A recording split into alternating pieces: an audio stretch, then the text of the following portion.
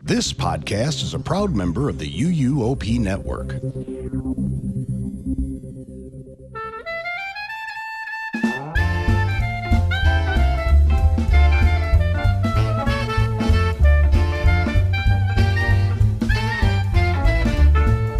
Welcome to the second episode of the Taste of Universal podcast. I am your host, Madeline, and joining me are my co-hosts, Kayla. Hello. Kelly. Hi, friends. And Shelby. Hi. So Tracy wanted to be here, but this is one of the weeks where her university classes interfered with scheduling.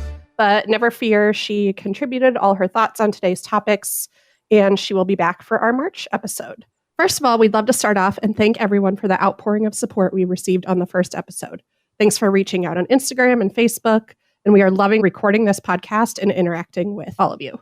So how's everybody doing? Great. Yeah, really appreciate everyone who reached out. Obviously, we're on the unofficial network, so we get a lot of listeners who listen to the original UUOP, and it's been so fun hearing from people and hearing your perfect days that you've sent in. It's really been cool to see the community. I got a lot of messages as well that were like, oh, could I send my perfect day? Or, would you care? Do you want to hear? And I'm like, yeah, I want to hear everybody's perfect day because it's fun to know. It's fun to dream while I'm in cold weather in Maryland. And also I'm learning a lot of new things, new favorites or food I didn't realize existed. So yeah, I've been loving it. Awesome. Well, as always, we want to start with a delicious appetizer.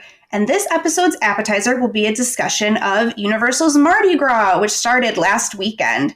And just as a note, as of recording, we have some of the information on this year's event, but not all. If history repeats itself, Universal will probably release all the information the day after we record this.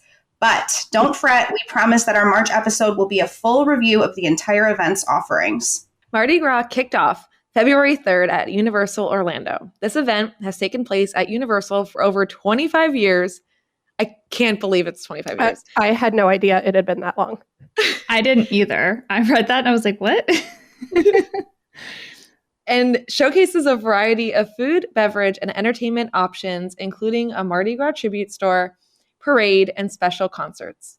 These are included with the price of your theme park ticket, which is a little unbelievable. Absolutely. Yeah. When they release the concert lineups, I just that alone included in a theme park ticket is wild. And then just add all the other stuff. It's pretty crazy. Over the years, the event has transformed into one of the premier food festivals in the United States parks, showcasing a variety of international food options in booths throughout Universal Studios, Islands of Adventure, and City Walk. This year's event will have food booths in 18 different locations in Universal Studios and many others yet announced throughout the resort. The event also includes special offers. This year's event included gift card discounts not typically available at the parks. Annual pass holders can receive a gift card priced at $120 with a $150 value. Other park guests can purchase a $65 card with a $75 value. These cards can be used at food stands and restaurants throughout the parks and City Walk, and they never expire. Additionally, preferred and premier pass holders will receive their typical food discounts when they use the gift cards, leading to even more savings. Many of us have purchased gift cards at the event and are still using them well after. That's me, Kelly. I bought so many of those last year because I spent so much money on food. It was so worth it. Universal offers a ride and dine float package, perfect for the foodie lover who also wants to have a guaranteed spot on a parade float. This year's Ride and Dine package is currently priced starting at $84.99 per person. This cost includes a 3-course meal, selecting from the full menu at one of 4 participating restaurants at Universal Orlando Resort: Finnegan's Bar and Grill, Lombard Seafood Grill, the Cowfish Sushi Burger Bar, or NBC Sports Grill and Brew. After your meal, you then get to ride on a Mardi Gras parade float, throwing beads to guests in the park. Now, I just will give everybody a side note. This deal is not very good for people who are plant-based or vegan. None of these restaurants offer a 3-course meal. If they had done twosome, we could have done that, and that would have been perfect. But alas, they did not. That's frustrating. It is. But yeah, I've heard nothing but amazing things about riding on Mardi Gras floats. So this will be my first Mardi Gras, you guys. So I'm learning so just as much. I know. So I was not included when I said many of us purchase gift cards. I was not included in that us, but I'm really excited about this. I've heard just amazing things. And so I've got questions that hopefully you guys can help me answer as I get ready for my first trip. That's awesome, Kelly. Yeah, you're going to love it. This is maybe my favorite time of the year at Universal, even more than HHN. I love that's big praise. Hot take. But Very hot take. Yeah, literally. I'm sure I'm going to get many listeners disagreeing with that. That's okay. Like we said, Universal gave us a bit of a teaser last week with descriptions of 5 of the dozens of menu items that will be featured at this year's event. I'm pausing because I'm probably going to say words incorrectly, everyone, and please message me if I say something wrong, and I'll do it better in the future. For example, Germany will feature a chicken schnitzel, which is a breaded chicken cutlet with baked cheese spatzel. The Mexico booth is bringing back the chilaquiles verdes, which have pulled roasted chicken, corn tortilla, tomatillo, salsa verde. I don't know how to say that. Oaxaca. Is it Oaxaca, I think. Oaxaca? Yeah, I think it is too. And cotija cheese, crema mexicana.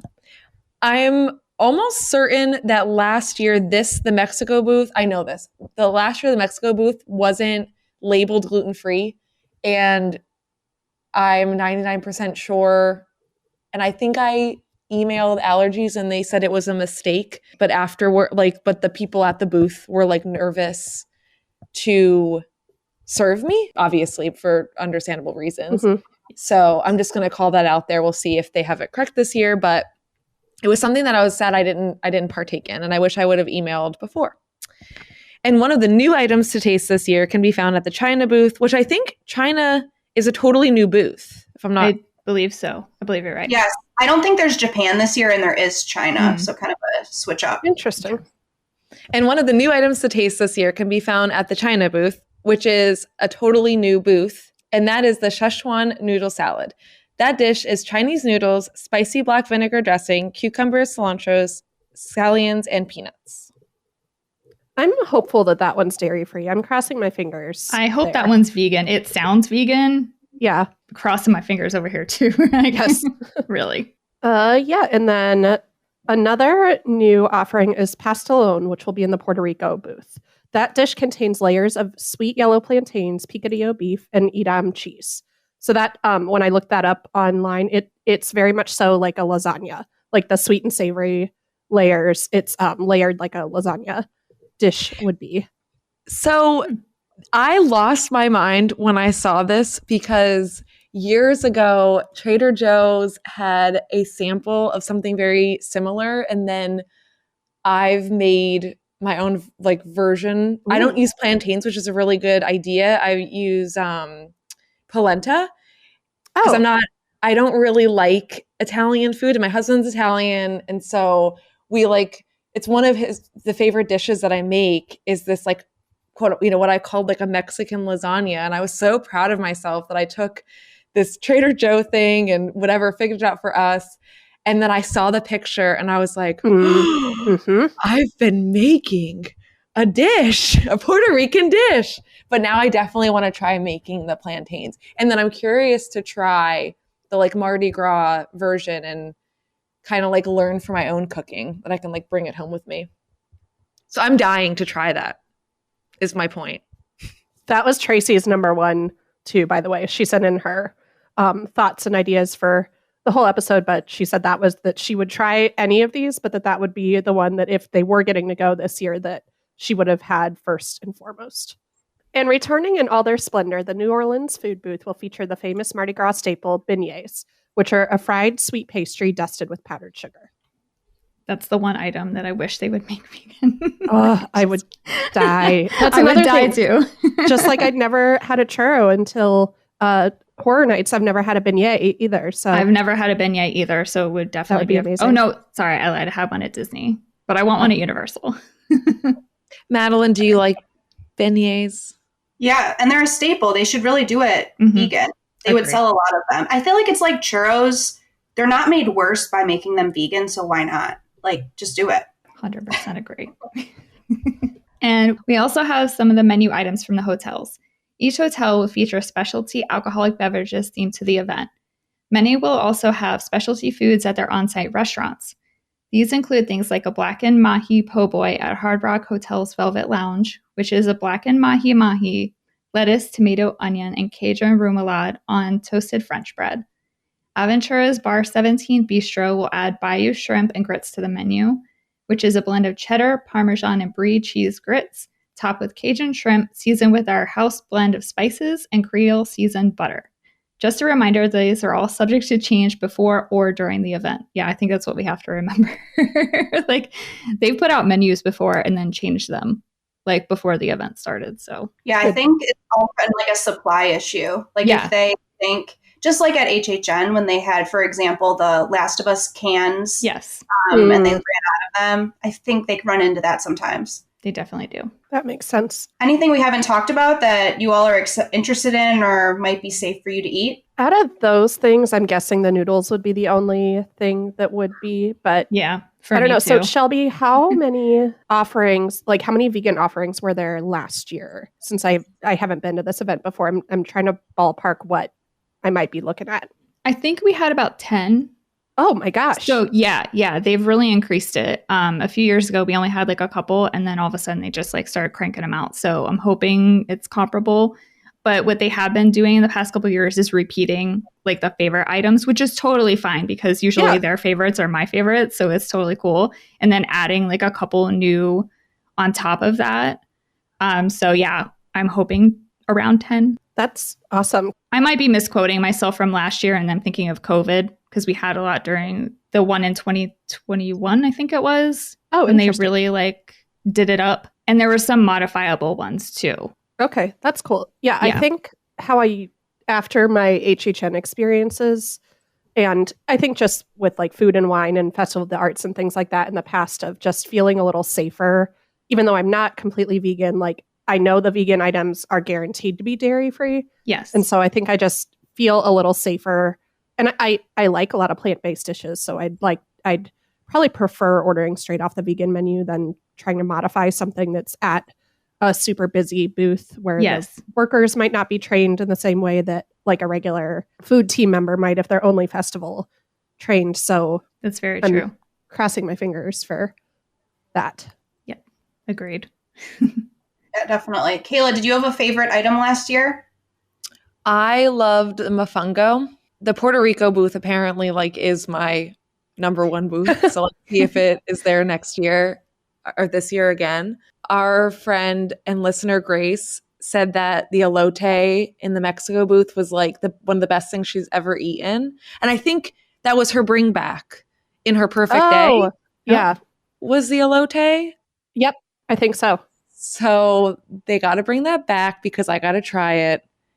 And maybe that'll be my new favorite because I do love like Mexican elote.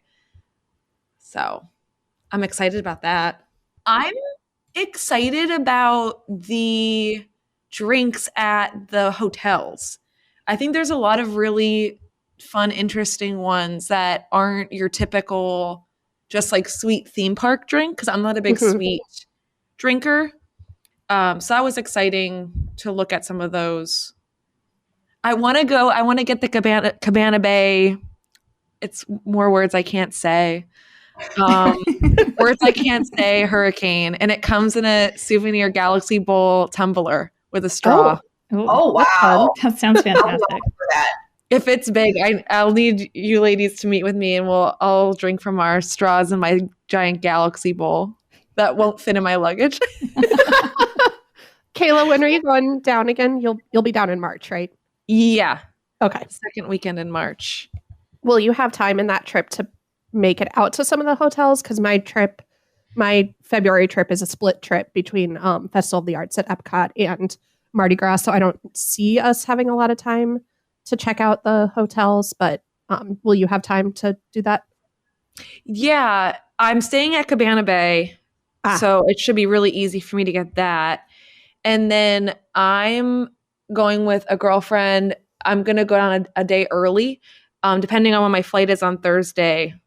Maybe I'll see if Shelby and Madeline want to meet up with me, or not because it's Thursday and we have work, but maybe we'll do like a little hotel bar crawl or something. For real, tell me when and I will make it happen. Me too. Shelby and I went on a weekday the other day. Yeah. When you live in Orlando, you do weekday things, I think. Yes. It's a thing. And I just read this one, which you guys are probably going to be like, she just said she doesn't like sweet drinks. I'm particular about my sweet drinks. I don't like when they taste like fake or like just a lot of what's that called? Like when it's like the mixers, when it's fake. So like I like when it's fruity, when it has like real fruit flavor. Yeah, but fruit it doesn't just taste like aspartame sweet and sour mix. Yes. Okay, so what I'm about to read might be, not my favorite, but I feel like I really want to try it for unknown reasons. I really want to get this, even though it might not seem up my alley. It's at the Endless Summer Resort, which I've never been to, so I could see that and try this. The Voodoo Doll. Deep Eddy sweet tea vodka, blue curacao, melon liqueur, and lemonade, garnished with gummy voodoo doll candy. Oh, gosh, that sounds sweet. It sounds so sweet, and it sounds so ridiculous. And I want to try it. So maybe I'll do that. I think even if our trips did overlap, I'd leave you to that one. Also, Endless Summer is hard to get to a little. Yeah. It's not compared to the other hotels. But for living in Orlando, I have spent an insane amount of time at Dockside, like crazy amounts of time there. So it is a great hotel to visit. Madeline, I think that you need to take me next time you go, because like I've stayed at both of those resorts, but I don't spend that much time there. I usually go back to the park. So, Yeah. I'm a big pool person. I love going to the pool. That's awesome.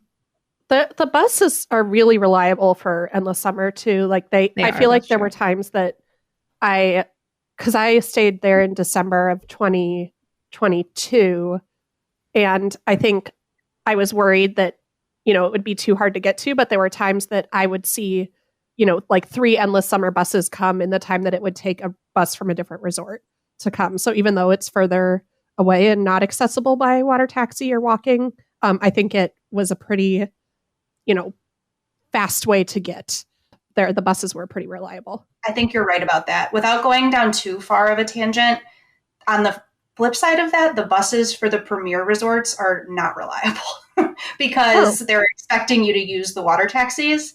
But when there's lightning, they don't run the water taxis. And so I've had to take the bus. They combine buses for those resorts. And so it takes a lot longer because they will stop at Sapphire and Royal Pacific. And sometimes they'll do Portofino and Hard Rock. So they'll add on all of the hotels. So it's a lot slower to take the bus to those than it is to the Endless Summer resorts. There we go. Great tip. I'm a pro at these hotels at this point. I've spent more time at these hotels than my bank account would like, for sure. Okay. But that's okay. I have a general, so 2 things. A general Mardi Gras food booth question. How would you rate the portion size to the cost of everything? It's a great question. I can only speak to the vegan stuff, so you guys chime in. I was going to say, I think it is plate specific, and I know that's a complicated answer. I'm curious if Madeline and Shelby agree or disagree, and I feel like that is something that gets talked about widely. So and it's kind of similar to HHN, at least for me. I felt like I heard a lot about the walking taco, that it was really delicious and it was actually a nice amount of food. And some of them were smaller than others. And I feel for the most part, it doesn't really change through the season, if that makes sense. So if you heard it's, this is a smaller portion, but it's still worth it. It's still really good or really unique.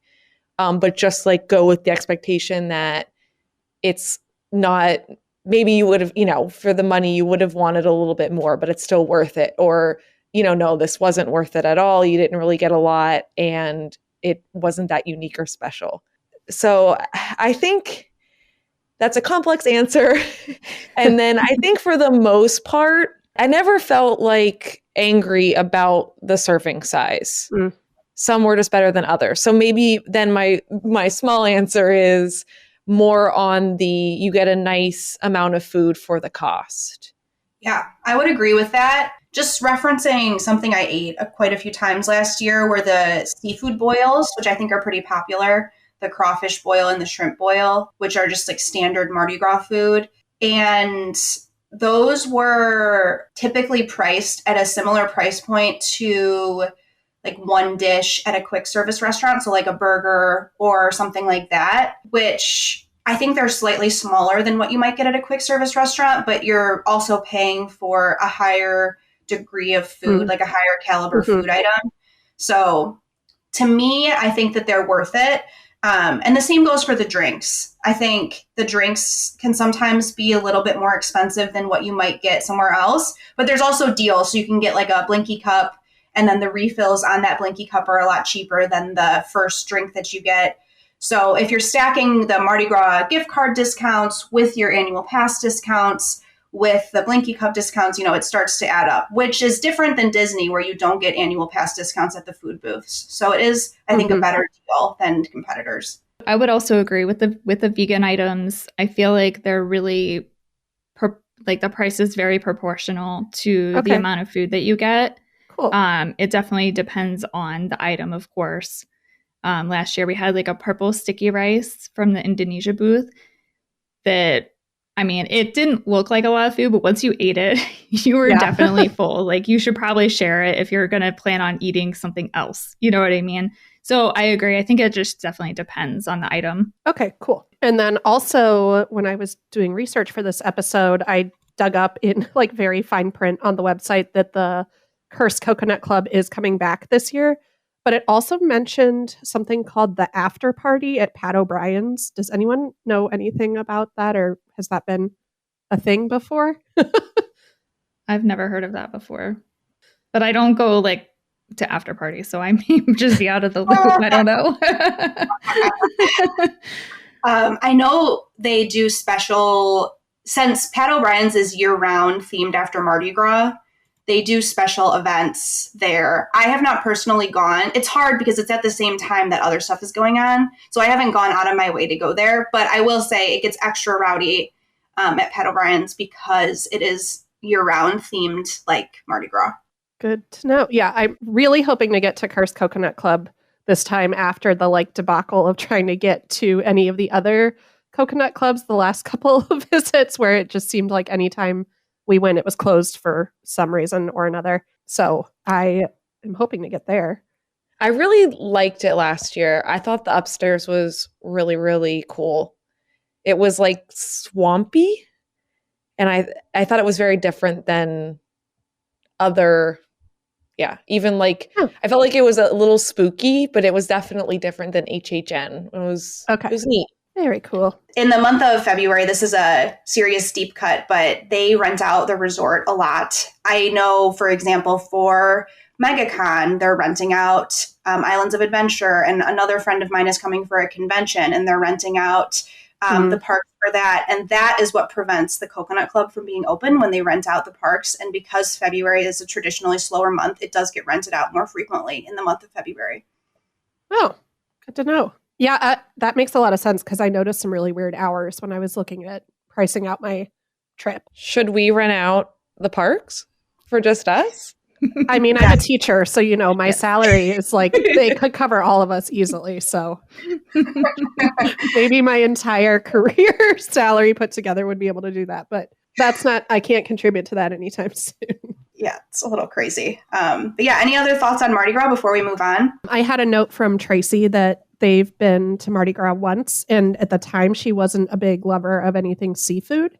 And so I think that's a good point to bring up for people because seafood can be a pretty divisive food group, and it's one of the top 9 now major allergens. And so just that there are a lot, like Cajun food is very heavy in shrimp and things like that, fish and all sorts of seafood. So just making a note of that there's probably a lot of options that you won't be able to eat if you have a seafood allergy or you don't enjoy it. But there are other things too. Tracy mentioned that she tried the cauliflower dirty rice and it was not her favorite, but that she really liked the king cake, and that her main takeaway was that her main memory of the weekend was flinging beads off the parade route and how much fun that was. So she can't remember much else as far as the food goes because that was so much fun. I feel like with all the different countries, and maybe that's where it's helpful for just all the different allergens, that I'm trying to think, like, I don't remember there being a ton of seafood. As Madeline said, like the seafood boils were in the New Orleans booths, but there's a ton for everyone. Well, I was also going to mention, if you do have a seafood allergy, from my experience, and I doubt they'll change this now, but for the most part, I don't think those items are at the same booths as the vegan items. Like where is it Battery Park? Somewhere I'm thinking across from Mel's. Is that Battery Park? I consider myself a Universal expert, and I still cannot keep any of the parks straight. I get Gramercy and Battery mixed up, so I'm like, I don't know which one it is. Whatever's across from Mel's, wherever they do have the seafood boil, and that's typically where it is. Don't ask how I know that. I don't know. Usually we don't have an item there. So I don't think that cross-contamination for someone who has a seafood allergy will be an issue. I don't think. Oh, that's good to know. So I mean, we'll see once the menus come out and everything, but yeah. And again, Tracy's reflections were from February of 2020 when they were there. So that might have been a year that had a lot more seafood options. I know a lot of the stuff that's been announced for the hotels is very seafood based, but that's a good point that a lot of the international ones might not necessarily have that as their like main staple. I'm glad you just said when she was here, because I was like, they've only had that cauliflower dirty rice twice. And one was during COVID. Yep. What is everyone's number one of the concert, even if you're not going to go to it?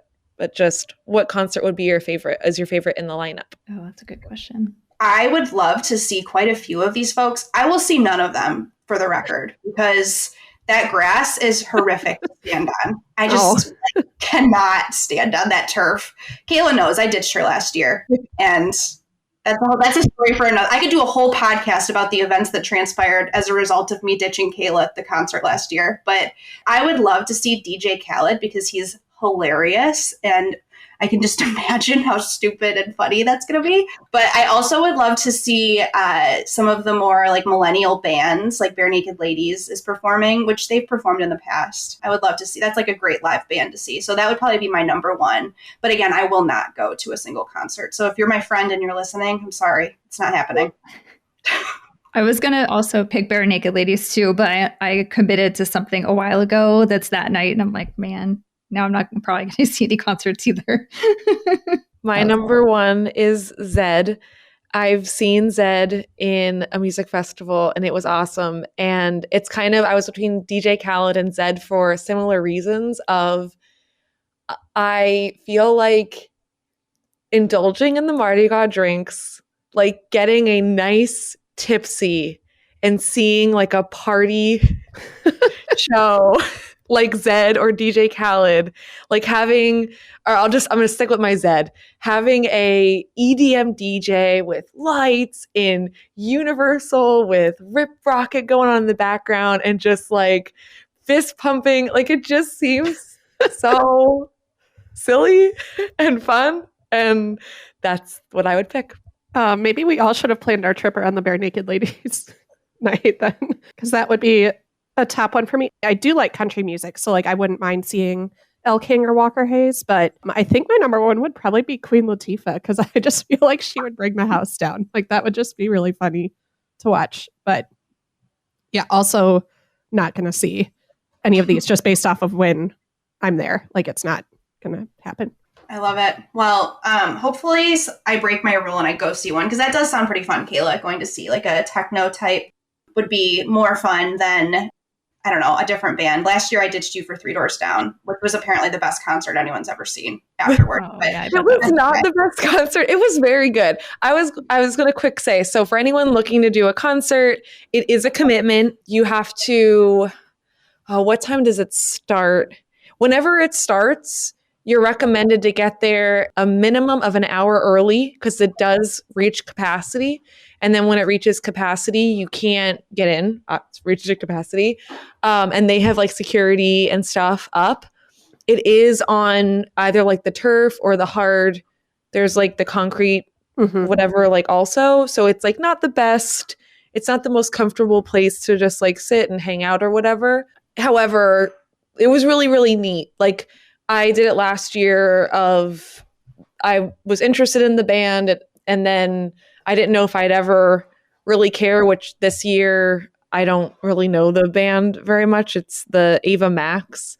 So like I'm happy I did it with Three Doors Down, and it was like, when am I ever going to do this again? And I ultimately thought it was worth it, but I also go to Universal often. So like I'm going with a friend of mine that hasn't gone, she hasn't ridden Hagrid and she's a huge Harry Potter fan. So like, Yeah. we're not going to spend the hours to see the concert. So that's just a little advice if you're, thinking about the concert, just know it is a time commitment. And obviously a time commitment at Universal means you're spending less time eating the food, riding the rides, all the things. But Three Doors Down was really fun. Awesome. Thank you, Kayla. And last thing I'll just add, make sure to check your pass because some passes get blocked out during Mardi Gras. That's a good tip. Great. Well, I hope you all enjoyed that Mardi Gras appetizer. Now it's time for your entrees. For today's episode, we will be telling you about our favorite cold weather food as well as cold weather tips and tricks to better enjoy the parks on those colder days. So I'm going to start us with Shelby. I'm struggling with this, guys. There's like too many warm things that I could tell people to eat. Maybe pick a top couple to like really get into, and then at the end we can all run through like an honorable mentions list because I had several. That's a good idea. Okay. So probably my first one would be the vegan shepherd's pie at Finnegan's. Also going there for the atmosphere because it's just a great place to go. And you can go sit down and get out of the cold weather. That would be my cold weather tip. Go and sit in Finnegan's for a while, eat a vegan shepherd's pie, have some drinks. Which is also gluten-free. I'm jumping in. Yes, it is also gluten-free. You're right, Kayla. Thank you. I always like to mention that, and I didn't this time. And then I would maybe say, like, I know this is going to sound kind of dumb, and I don't know, maybe a jacket potato from the London Taxi Hut would be my other item that warms me up during the cold days. I actually had one the other day. Now, obviously, you can't go eat that inside, but I always like to take that and either walk through London or go into Diagon Alley where it's sometimes a little warmer.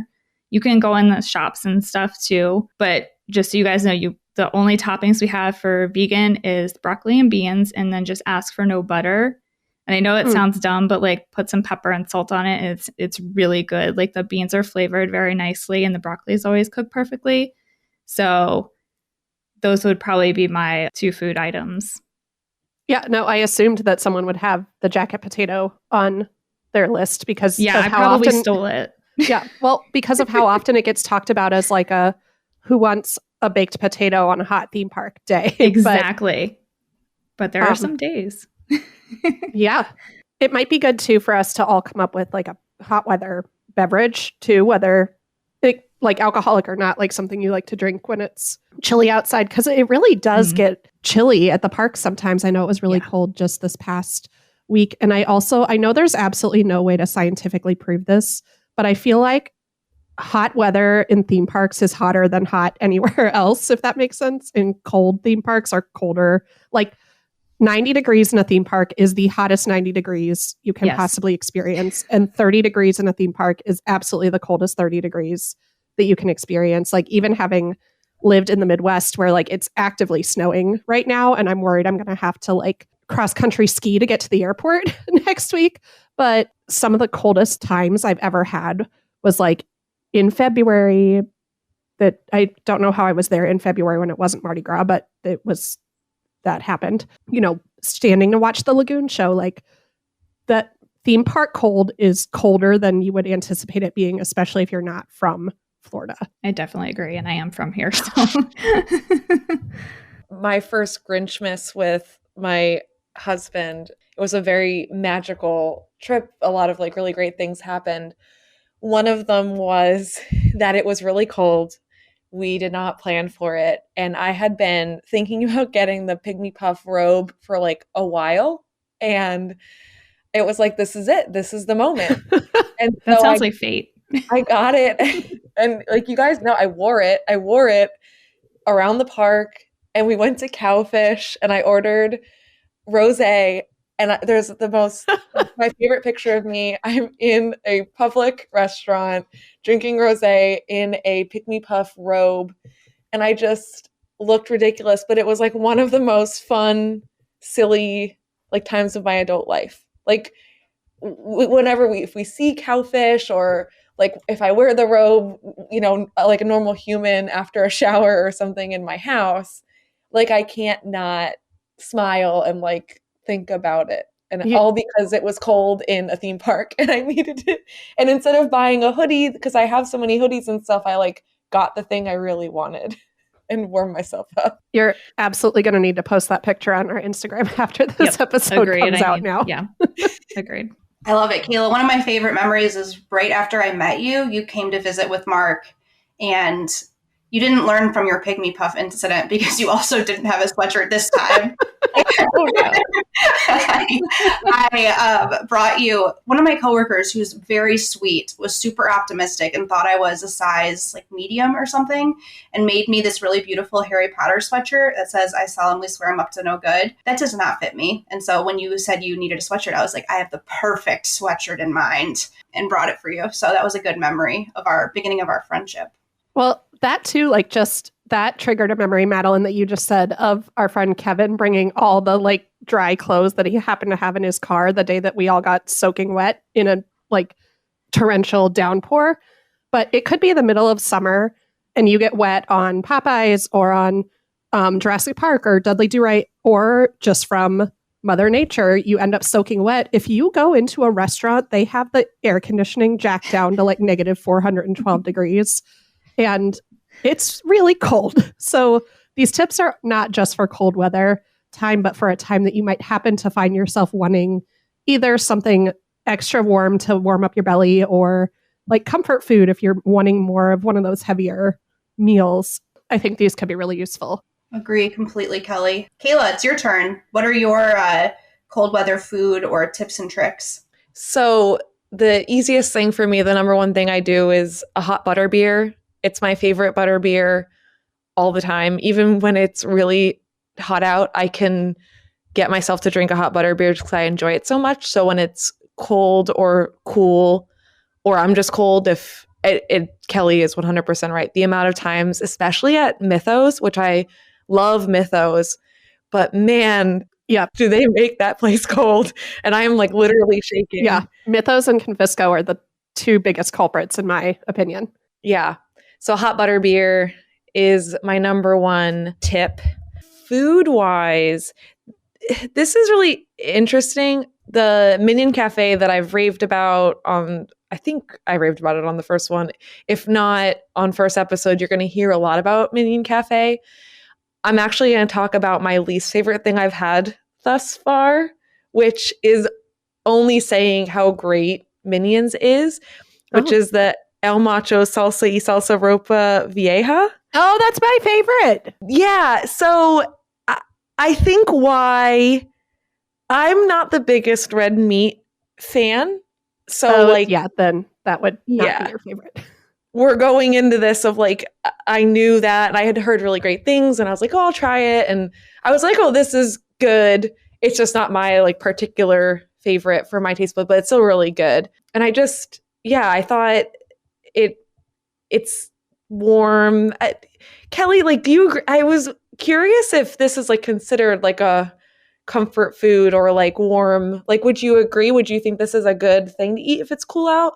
Yeah, that it actually would have been really high up. It's on my honorable mentions list, and it would have been higher up had I not mentioned it as part of my perfect day. I wanted to kind of show that I eat more than the same three things over and over again at the parks. But definitely, I mean, Ropa Vieja is like such a comfort food in general. That's like the dish that your old Cuban grandma makes when you're sick or if it's cold outside sort of thing. So I'd say by its nature, like it is a stew that is served over rice. And so I would absolutely say that's a comfort and or cold, even though it's got like the cold salsa and the cold like cucumber tomato salad, it's definitely a comfort food. Okay. Well, then that was my number one. My second one is Thunderfall Terrace. There's a number of items, and I actually went there with Madeline and got ribs for the first time, which again, I'm not a big red meat eater. But I'm trying to try new things, especially being on a food podcast.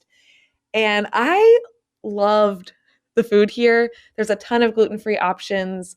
And I didn't think that the portion sizes, I think sometimes I get nervous about, especially with being in a theme park and riding rides, I don't necessarily want like a super full tummy because I don't want to barf. And I think that would be good to not do in a theme park or anywhere. And I think that was something that like stopped me from getting something like chicken and ribs combo. Yeah. But I thought it was like a nice amount of food, and like it wasn't small either. So I hope it doesn't sound like, oh, it's whatever, this like puny meal. Like it was an appropriate size, really, really delicious. I have so many moments. I'm going to say it again. I know I said it in the first episode of like, I forget I'm in a theme park. Like the food is all of everything is just so good. And it's like, wait, like there's a roller coaster right next to me and I'm in a theme park. Like this is wild. I feel like I'm in like a really amazing restaurant that's like, in a foodie city. So yeah, Thunder Falls is amazing. Like everything that's great about Minion Cafe is also great about Thunder Falls. It's very easy to order from the table. They have really fun theming, including really amazing dinosaur light fixtures. Lots of cool stuff in Thunder Falls. And kind of a fun tip is that if you sit down and you just want to have a beverage and it's either really cold or really hot. So for example, I was at the AP night over the summer. It was extremely hot outside. You can just sit down and order one drink at a table, and they have really great food runners there. I would say my personal opinion is that if you're between Thunder Falls and Burger Days, pick Thunder Falls. Both the ambiance, as a result of not having a store in there, and the food, I think, is better. When me and Madeline were there, speaking of theming, there was a waiter. At first, we thought it was just like a guy that was really into dinosaurs. But it was a waiter, and he had a little dinosaur on his shoulder, and he was like the dinosaur was like talking to the kids. I think a little like he was like playing. He was like a character in the restaurant. We watched him for a good 15 minutes, and I've never seen something like that. It was amazing, really fun. The last restaurant that I'm going to bring up, I thought. Again, I questioned it because it's in Volcano Bay. And I'm like, are you there? When you're there, are you going to need something to warm you up? And I don't know. If you're in a pinch, the coconut curry chicken, it's really, really delicious. It's one of my favorite meals on Universal property. So if you are brave enough to go on like a cooler day and want some that's like warm and yummy gluten-free stuff, the coconut curry chicken is really good.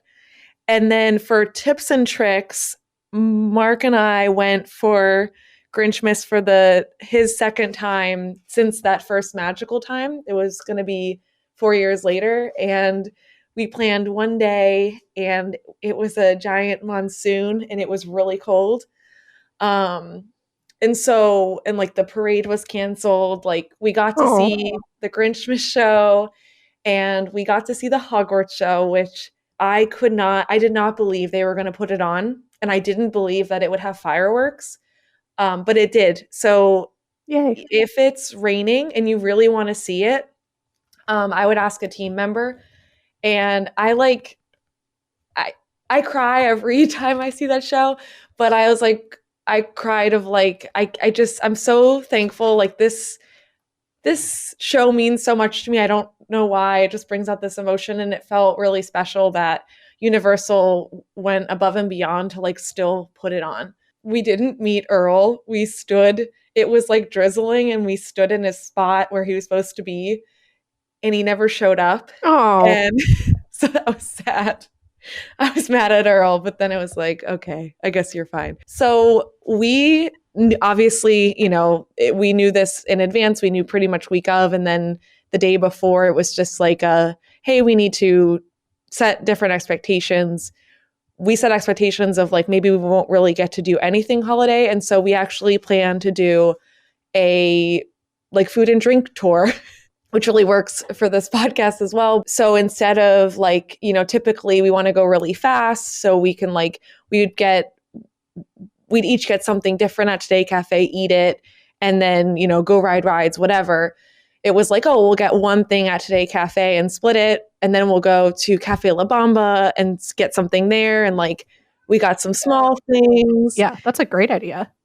Yeah. I mean, we still got wet. There's a bit of walking around, but it was really, really fun. And then like we tried to like plan things when there were breaks in the rain. Like we went over and we did Cowfish. We did a couple City Walk bars. I think we sat at Cowfish for a while and had some really good drinks there. So yeah, like doing a food and drink tour, Epcot gets all the talk, but Universal has some pretty neat drinks and food, not gluten-free, but I mean, one of our listeners, Grace, talked about doing a craft beer crawl and having all the Universal only beers in like a day. And that's, yeah. So yeah, I think like just setting different expectations.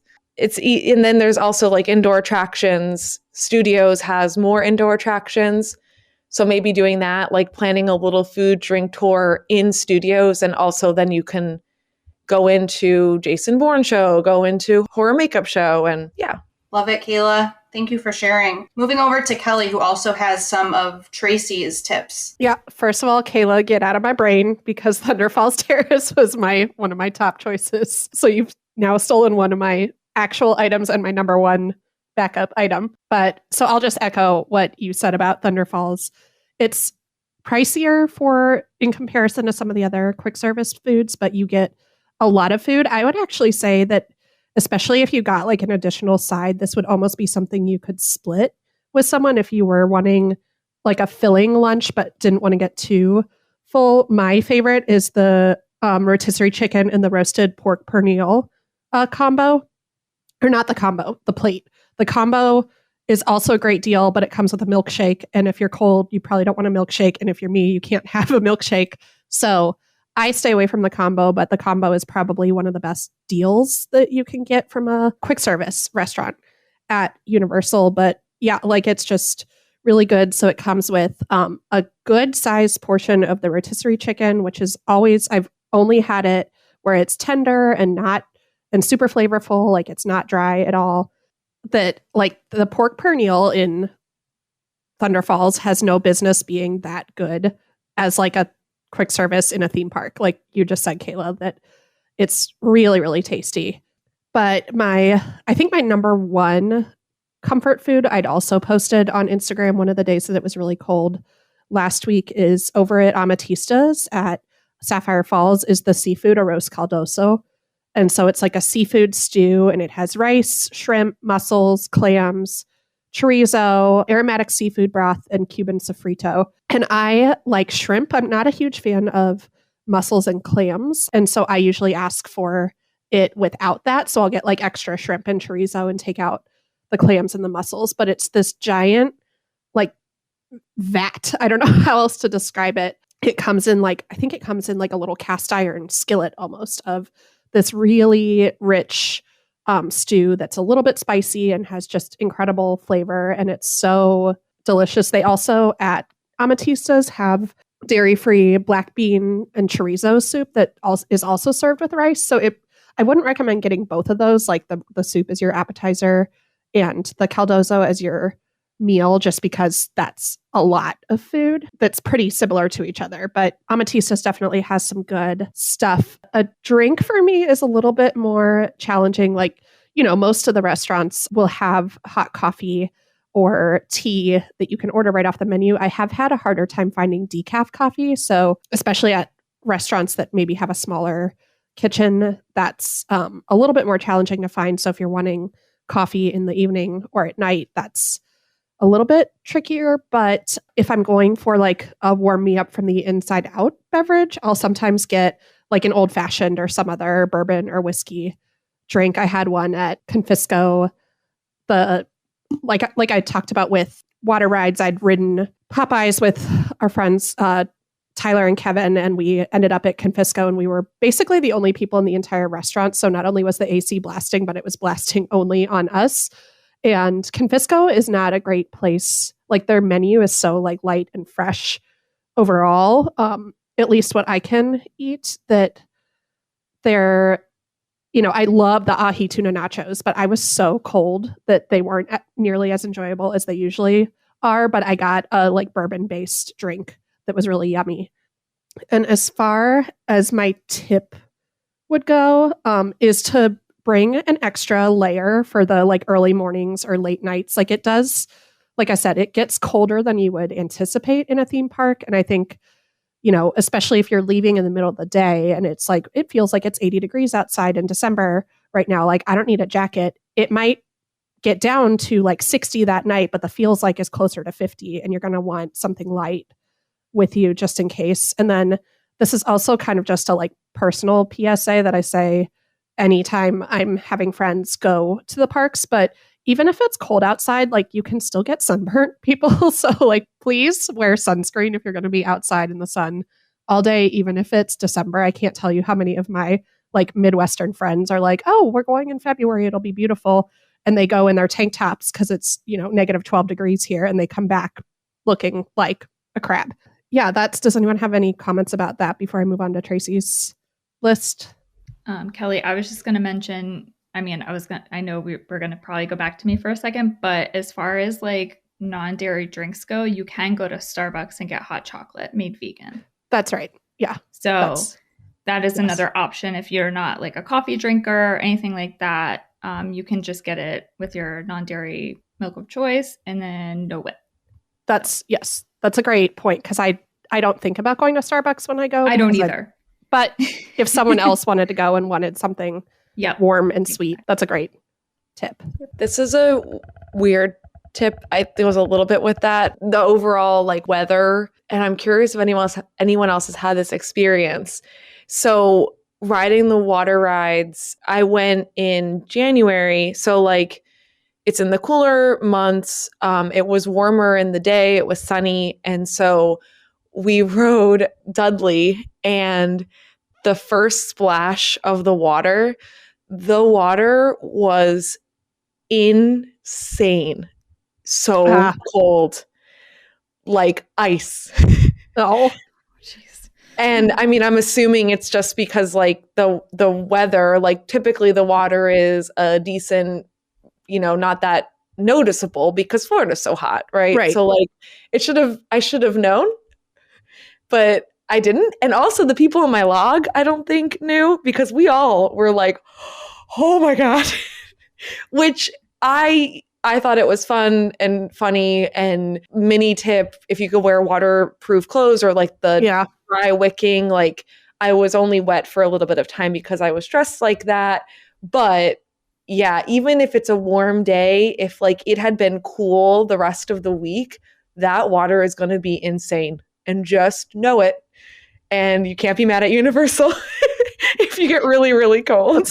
That's a great tip. Also, don't be mad at Universal when the water rides are closed or Volcano Bay is closed and it's 45 degrees outside because they do that. They will close the water park and they actually close the water rides for significant periods of time in the winter to refurbish them. But also Volcano Bay. It makes sense. Yes, it does. Kelly, do you have any tips from Tracy? Yes. So I'm going to read her tip first because it was a great idea. She suggests to grab a hot beverage from somewhere like Today Cafe and go into the Race Through New York queue because there's not many places indoors where you can just hang out and warm up with a beverage. Like a lot of the queues, like once you get inside for certain rides, you have to dump your drinks and things like that. But in the Today studio, like you can, there's the seating up there and you can catch the Ragtime Gals and hashtag the Panda. And she said that they've hung out in there for over an hour just to like warm up with a beverage before. So I thought that was a really good tip. I don't, most of the time it's like if it's a risk getting a drink and then immediately getting in line for a ride, because even if something's posted at 45 minutes, like I've been in line for the Mummy before where it was posted for 45 minutes and I waited like 15. And it was like, okay, so even if I would have been able to keep my drink through the line, I'd have to chug it faster than I wanted to. But you're in no rush at Race Through New York. No one's making you get into the attraction any faster, things like that. So I loved that tip. And then as far as food goes, her top recommendation is the knife, fork, and spoon grilled cheese from Mythos that you get, the tomato soup and the grilled cheese. And that just, I obviously can't have grilled cheese, but that to me sounds like the definition of comfort food, of like what you'd eat when you were homesick or something like that. And then Viva was another recommendation of hers, which I know it's on my list of places to try, but Italian is like the definition of good comfort food. She said Louis Pizza has big slices and it's very hot and filling. And then the Leaky Cauldron has the beef, lamb, and Guinness stew, which comes in a bread bowl. And that just sounds fantastic. I wish I could eat all of those things. Yeah, it sounds delicious. Especially the grilled cheese at Mythos is like a fan favorite. People love that. So yeah, that's a great tip. And just to be inside. So that's awesome. All right, Madeline, that's you then. All right, team, you can't stop me. I'm taking lots of creative liberties here. So there's no stopping now. I'm going to paint a picture for you. It's 50 degrees outside. You are from Michigan like me, and you look at your weather app and you're like, oh, this isn't so bad. Like, I've seen a football game in this weather. You're wrong. It's freezing. Put on your coat. It is cold. Just like Kelly said, it's cold when it's 50 degrees in Florida because it's more humid and there's often wind. So I would suggest, I have a long parka I wear that looks crazy, but I'm always comfy. So yeah, I would suggest that. I'm sending you somewhere you might not think of. I'm sending you to the San Francisco Pastry Company because it never has a line. I shouldn't say never. I have seen lines there, but it frequently does not have a line. It's kind of hidden.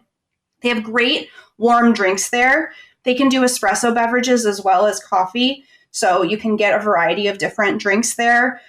You can customize them. They make them in-house. So you can get different custom drinks. I'm sorry, I don't know about the vegan options there. So I'm not sure what it looks like. I know they have vegan food. Drink-wise, yes. I'm not sure. I can't even picture where this is. I'm sorry. Educate me. Enlighten me. Yeah, it's by the wharf. It's right across from the train station-ish in Studios. It's next door to the candy store, right? The San Fran candy store?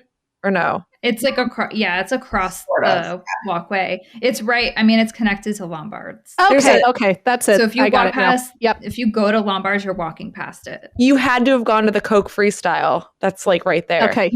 Yes. There we go. I know where we are now. Thank you. Cool. Well, maybe someone else didn't know too. Ooh, maybe a listener didn't know either, which is the hope. And they have really fun pastries themed after the season. So they'll typically get a pastry for HHN, or they'll get one for Mardi Gras, or, whatever that looks like. So they'll have different pastries as well. So I would suggest getting a pastry and a coffee for a snack type warm up, because the carbs will make you feel a lot warmer. I've done this before, and it's a really nice cold weather thing to do. And then you're right by Diagon Alley, and you can walk through and see the shops. It frequently empties out, especially on weeknights in the off season, because it's cold out and people don't want to be outside. So especially once the sun sets, that's a great time to go there. So yeah, that would be my first tip. And just so everyone knows my day, I'm getting fully caffeinated coffee because I'm about to battle these crowds in Diagon Alley, and I'm just not sleeping tonight. So that is my first tip. And then the next night, oh no, it's freezing again. Can I jump in? I just looked up there's vegan elderberry croissant. Yes, they have vegan croissants. Other options too, Shelby, right? Yes, they do.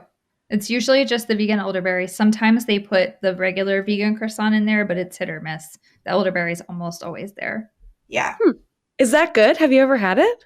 Oh, yeah. I've had it a bunch of times. It's really good. Is the one at the pastry company the same as the Today Cafe elderberry croissant? It's all the same across the two parks. So you can get that at San Francisco Pastry Company, Today Cafe, and usually at Croissant Moon Bakery as well. Okay. Yeah, they're all the same. Ask for it to be warmed for like 7 seconds, and it's perfect. Ooh. 7 seconds. It's oddly specific, but any more than that, it's like too hot and you can't eat it, But like 7 seconds is like just warm enough. Amazing. Yeah, that's a great tip. And there's a lot of great places to sit around there outside. There's not really seating inside, so that's not going to be your friend. But outside, there is a good number of places to sit. So it's a good place to hang out if you want to take a break for a second, for sure. And then I was saying before, if you go another night and it's freezing again and you want to go to Islands, I love getting a beer at the Hogshead maybe getting food there as well if you're hungry. So they have a lot of good cold weather food. I'm a big fan of getting the kids fish and chips because it's a smaller portion and it's much cheaper. It's about half the cost. Now, it really is about half the portion. So something to keep in mind. But I love the fish and chips there. And then it's the best to ride Hagrid's at night. It runs pretty much. It can get too cold to run Hagrid's, but it runs when it's pretty cold outside. And if you sit in the sidecar, you'll feel like you're Harry Potter from when Hagrid's taking him. So yeah, why not? So much fun in the cold. It's the best, in my opinion, best ride to do in the cold.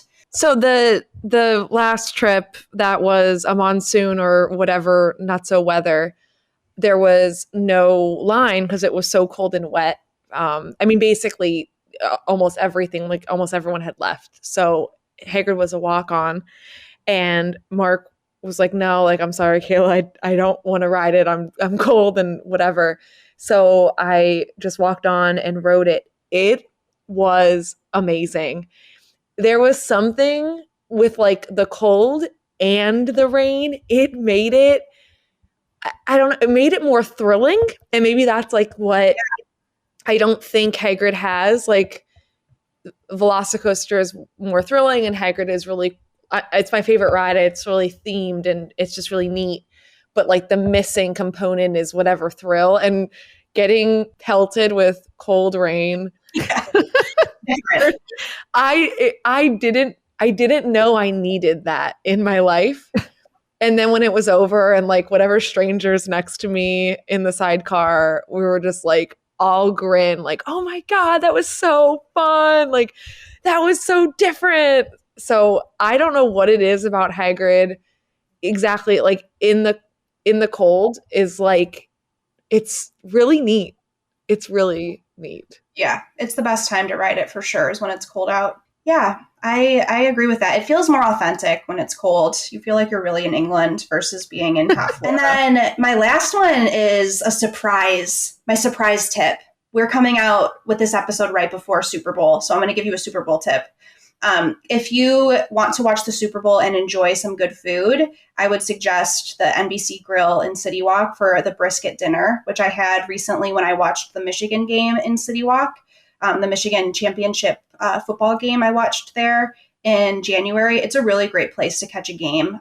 So I would suggest going in there. Of course, you're getting out of the cold. You're enjoying some good food. It's a good place to watch the Super Bowl. You know, your family dragged you on this vacation in the middle of the most important football game. So you want to go watch it somewhere. And that's a great place to watch it. You'll have to get there really early, though, just don't think you're rocking up at kickoff and getting a table for big sporting events in my experience. Yeah, that's a good point. I am not as familiar with the tables itself. I would suggest making a reservation if you want a table. I am always a bar sitter. So I always sit at the bar, which is also, Kelly makes a really good point. Like, don't get there an hour early for sure. And you'll see signage for the Super Bowl if you're there for that event or any big sporting event. You'll see signage. They will tell you what they're doing at that restaurant for the event. So look at that. But yeah, that would be my recommendation. Definitely agree with you, Kelly. You have to get there early. Yeah, that is everything that I had for my tips. So send it over to you, Shelby. Oh, yes. I'm supposed to have one more tip. Okay, so I do have one, but it is a drink. So I'm sorry that we talked about a lot of drinks, but fire whiskey in Diagon Alley, I think it's in Hogsmeade too, right? Yes. I've only had it in Diagon Alley. So that's vegan. That will warm you right up on a cold day. Get a double of that. You'll be good to go. Eat first, please. Not for anyone under 21. Let me put the PSA in there. Obviously, yes. We do not condone underage drinking. Any of the things associated with alcohol that are negative. But yeah, that would be my other tip. I like the cold, and not 90% of the time, but maybe 70% of the time, except for when my current husband will tell me to wear pants outside, I will be in shorts. And I'm a Floridian. I love the cold weather. Like, I'm down to go outside when it's cold. So I don't really have any of those tips like, go hide in this place. So I'm like, I don't know. I'm outside. So yeah, that's it. Fire whiskey.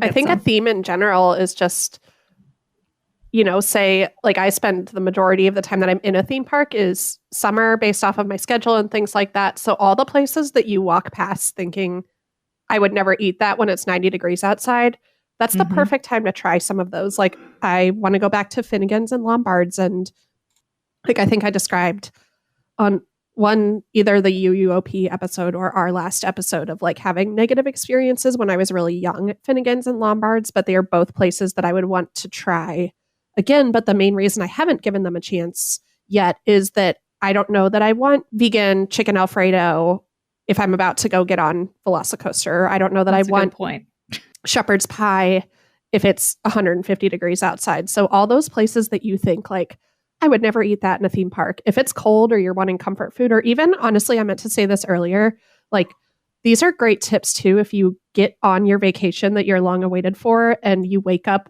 with a cold the first day that you're there, like maybe that's just because I'm sick right now, but like I've definitely been on vacation where day 2, I wake up with a sore throat and a runny nose, things like that. And it's like getting some of these more comfort food items or things that'll kind of warm you up or fill you up. It's good to know if you end up having a sick day in one of the parks too, to kind of keep you going.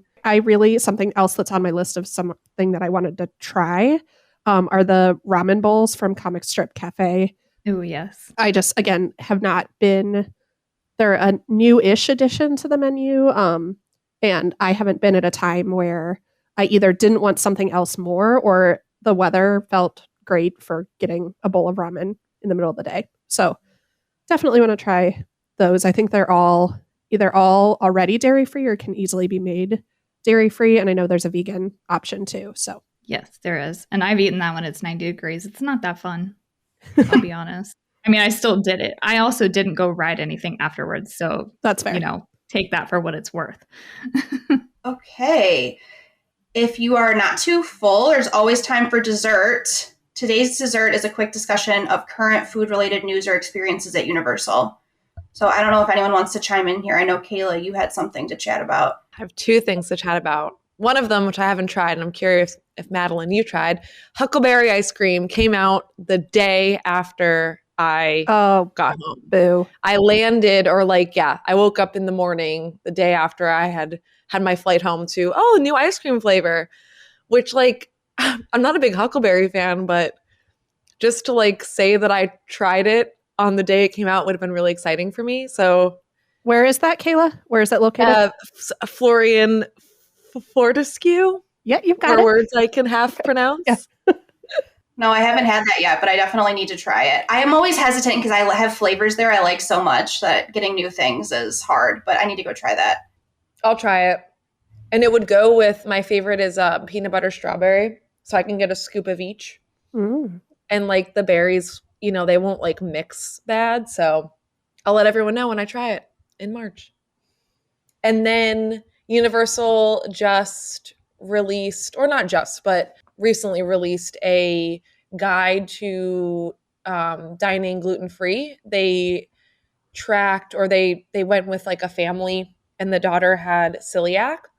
And I found out that Big Fire has a gooey chocolate. I don't think it's a brownie. I think it's a gooey chocolate cake, which, what are those called? The molten, a lava cake?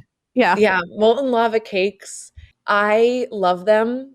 And I hadn't had one since before I was diagnosed gluten-free. And then even before that, it was really rare. And there was this last year, there were these months where I couldn't get it out of my head that I was so craving a molten lava cake. And we found a gluten-free one in New York City, and it was amazing. So when I read that it's it sounds very similar to a molten lava cake, I think I finally found the dessert other than Florian Fortescue ice cream that I'll get at Universal. So I'm really excited to try that. And yeah, I recommend reading it. They had some good tips and tricks for gluten-free dining. Kelly, did you want to tell us about the mishap at Florian Fortescue's?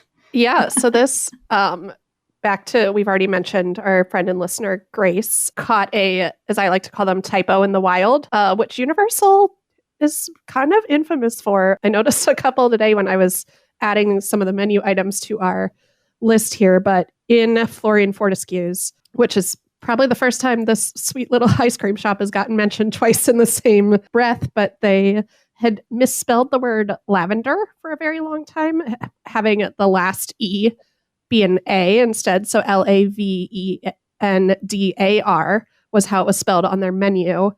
And our friend Grace took a picture of it, and maybe others too, but that's just the most recent one that I can think of. And it was posted on the UUOP Instagram, and lo and behold, a couple days later, they fixed the spelling on the menu, guys, and that's both the physical menu and the digital menu, which I'm not sure if the one online was spelled wrong before or not, but it was just a funny little story to share. They're listening to us. Changing lives every day. Seriously, that's so funny because Lee has been like railing on that for so long. He's like, lavendar. Like, yep, they spelled it wrong. In other spelling news, I don't know if you guys saw, I thought this was really cool. In the Mardi Gras food booths, they misspelled Colombia and they fixed it. And I think I read, I think it was the apology that I thought was really nicely worded of hey, we know this is a pretty big mistake to misspell. This is supposed to be celebrating countries, and it's pretty messed up that we made this mistake. And so I thought it was cool how timely it was. And if I'm remembering correctly, that's the apology I thought was a pretty good one. So I saw the same thing, and I felt like that too. Thanks, Universal, for caring about all of us. They do. Shelby and I had so we're starting a monthly dinner series where we go out every month. And we went to, that sounds way more official than it really is. It really does. The two of us are going to go to dinner every month. And we went to Orchid Court Lounge in Royal Pacific. That was pretty interesting. That's an interesting hotel. I could talk for hours about it, to be honest. I could talk longer than we sat at dinner about that dinner. But Shelby got to see my really sassy side right away. I didn't save any time because she told the waitress she was vegan.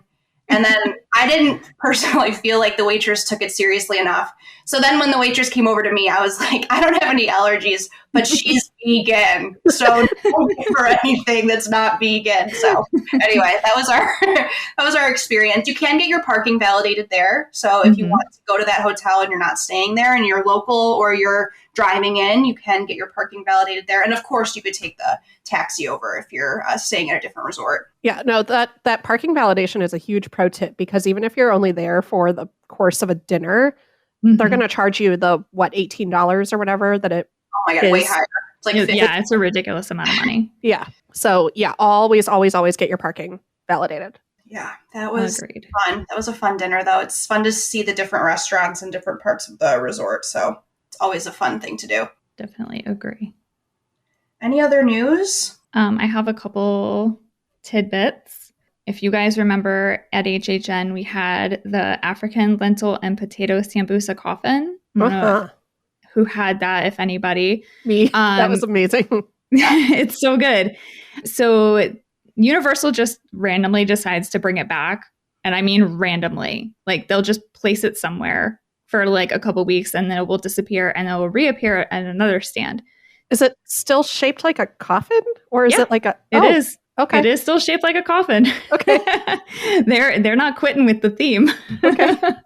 It's currently at the snack stand right by Velocicoaster. And Natural Selections is what it's called. So it's next to Velocicoaster, not the entrance of it.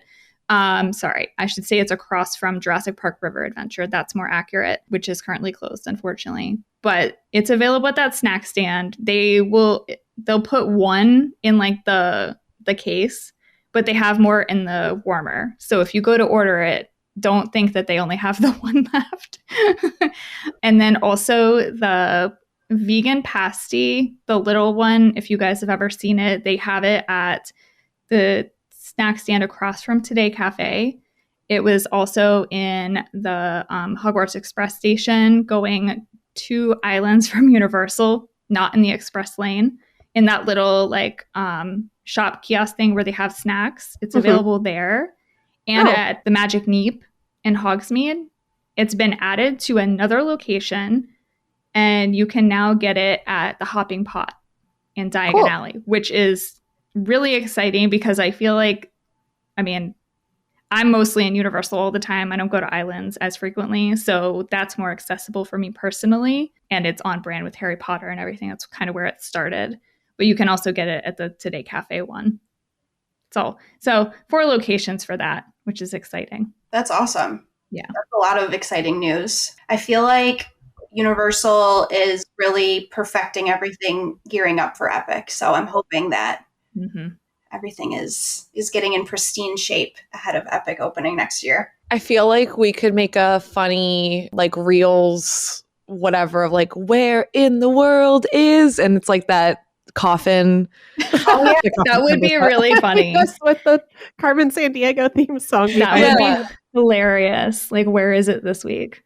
Shelby, you have to have like a magnifying glass and like people like peeking around. Oh, and a giant wide brimmed hat. Yeah, the big red hat. Yeah. Oh my God, that would be so funny. I would do it. All right, that's a promise, folks. So look out for that on our Instagram. To wrap things up, we'd like to extend an invitation for you to connect with us. There's plenty of room at a table of friends, and we'd love to hear from you. You can find the podcast on all the usual podcast platforms, and please subscribe, rate, and review wherever you can.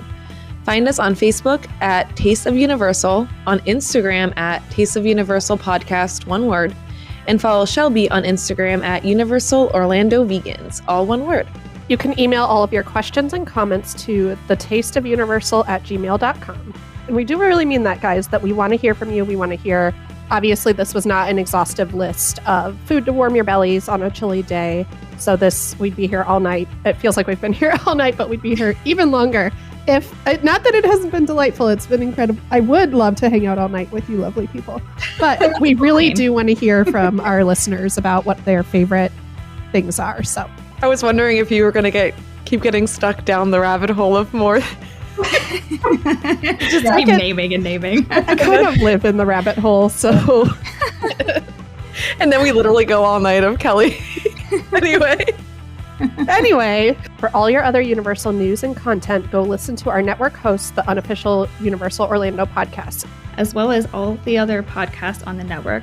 Rush of Fear for all your year-round Halloween Horror Nights news, reviews, and chat. And the Theme Park Duo for coverage of everything West Coast. Please like, subscribe, and rate them all. We hope you enjoyed the second episode of The Taste of Universal and will join us again in the future. Our next episode will be out on the 8th of March. But until then, thanks for tuning in, and don't forget to tip your server.